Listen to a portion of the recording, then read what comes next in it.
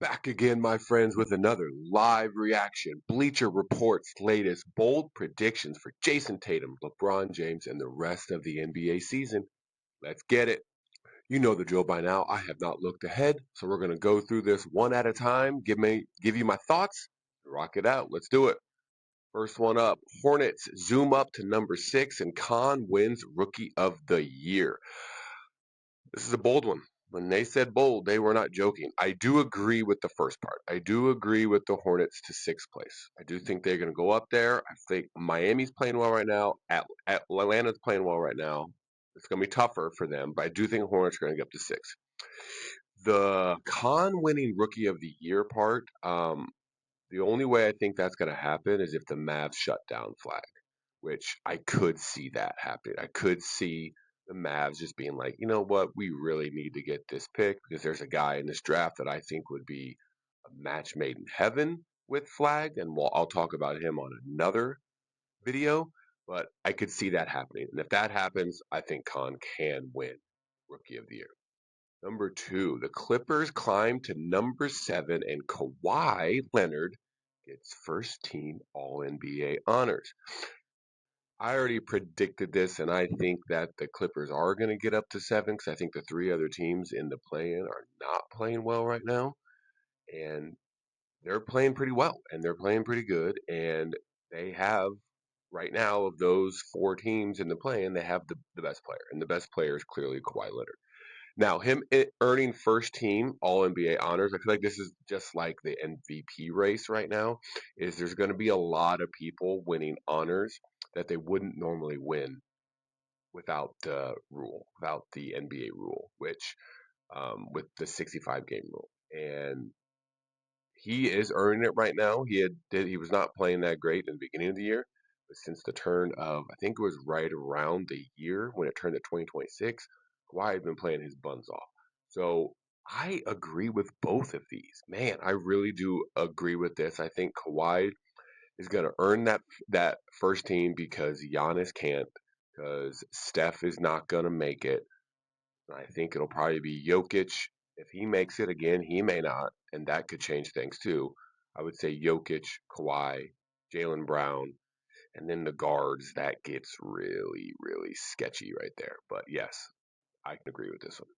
Jayson Tatum posts career high in field goal percentage. And I think that I agree with this one because he's not going to be taking bad shots at the end of the shot clock and at the end when he would normally try to quote unquote get in his bag, right? That would lead to bad shots. That would lead to him doing that. But right now he doesn't have to because Jaylen Brown can do it for him.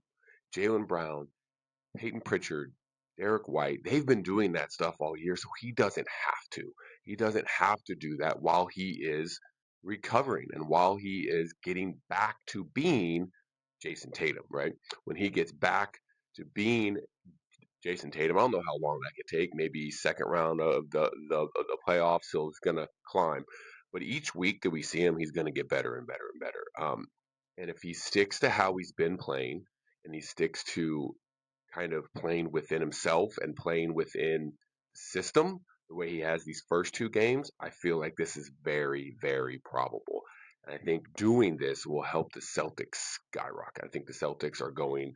My personal thoughts right now, the Celtics are the favorites in the East because he has come back and he actually looks like he's there, and he looks like he is like 85, 90% already, and he is ready to go.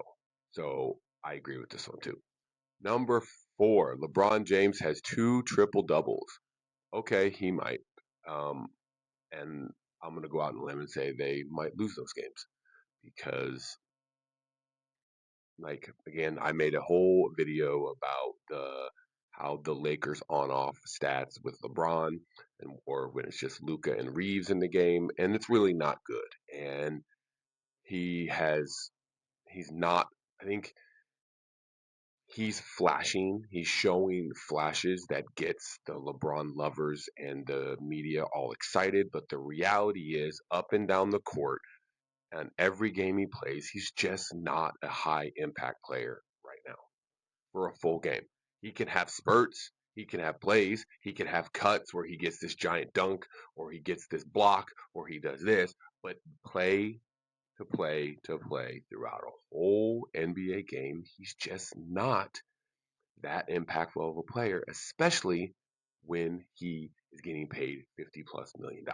He's just not that guy anymore. Now, he'll probably get some triple doubles because he'll probably play in a game when Luka doesn't or Reeves doesn't because they're trying to rest for the playoffs. I get that. But we're going to see in the playoffs when it starts getting every other day, he's not going to be able to play at this high of a level, at the level he's even currently doing. I don't even think he's even playing at that high of a level right now. So this might happen, sure.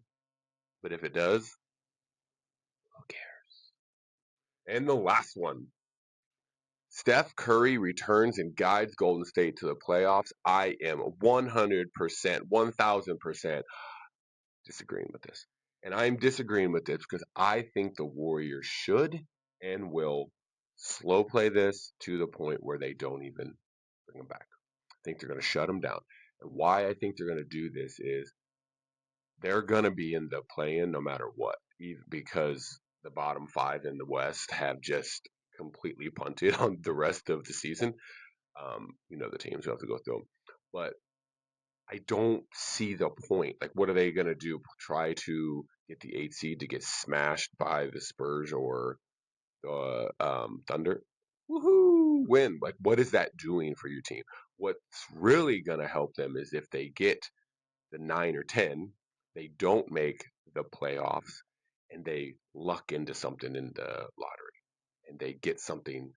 They possibly get into the top four, or they get the 10, 11, 12, or not 10, but the 11, 12, a pick that they could use, a pick that they could really, really, really use to trade for something or to use to help bridge Steph Curry and help him prolong this little bit because he is still a guy.